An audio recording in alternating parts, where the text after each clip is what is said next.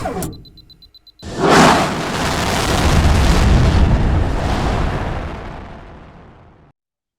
for sure. OGs in the space. Sort of on that note of being one of the earliest projects, how have you guys seen the ecosystem evolve since you guys began? Yeah, I'll take this first, Adrian, but you can hop in anytime. Yeah, like this really, comes off the first question because as the earliest project there in the ecosystem at the beginning, it was really like, we're starting from complete scratch. And this is the kind of cool thing about Serum. I don't know how many people in the audience have been there since day one. But when you start off with nothing and you have to bootstrap the whole community as well as the liquidity base and everything, as well as like the other primitives, it's like, okay, we're not just building an order book. We have to build things like wallets, SPL wallets, so that people can actually ramp into the ecosystem, right? I know Solflare has sort of been there from the beginning too, but for those out there who are using Solid, that's us.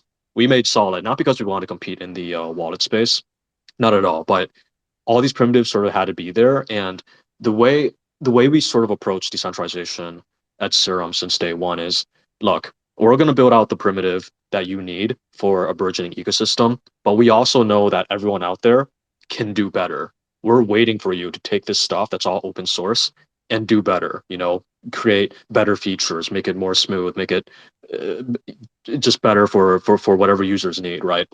Because we can't really do everything at once, nor is that the point, right? The point is for us to build out this base liquidity layer, this matching engine, and some of the primitives needed to get people to have people get started.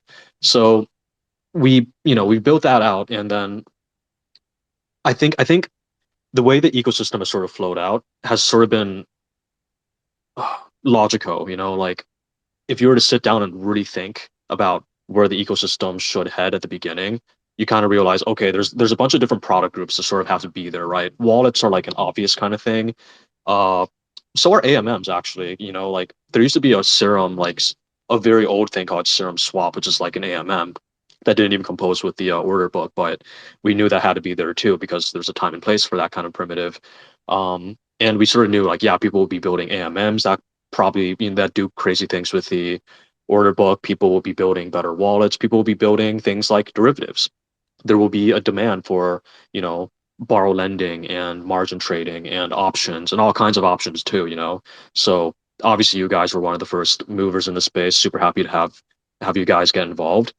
Um, and it's awesome because as these primitives start building out, we slowly see them sort of like compose with each other and create even better synergies. And one kind of thing that I think is sort of being fleshed out is like, we have you guys, we have other derivatives sort of being built out, and then in comes like Pith Network, the next gen Oracle, bringing like not just crypto prices but also the live prices from TradFi kind of assets. And now you have, that's awesome because now in this DeFi space, we have not just say futures on Bitcoin or other cryptos. We also have potentially, options and futures on gold or petroleum or US equities.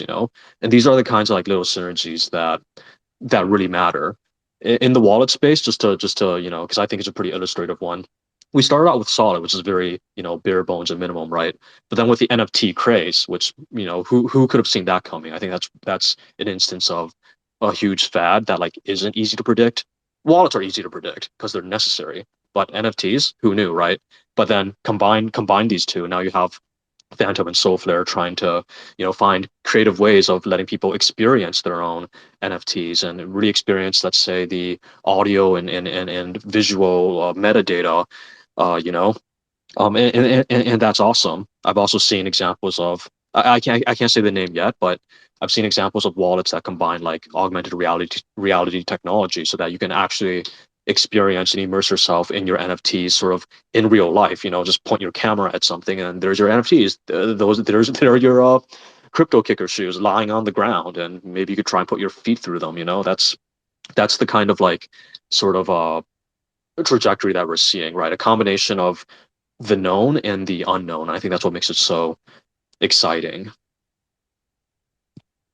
That's awesome, and that wallet sounds very, very interesting. Looking forward to when that's coming out. But yeah, I totally agree with your point. I think in the early days, it was just about those simple primitives. Like you had the order book, you had maybe like one AMM platform.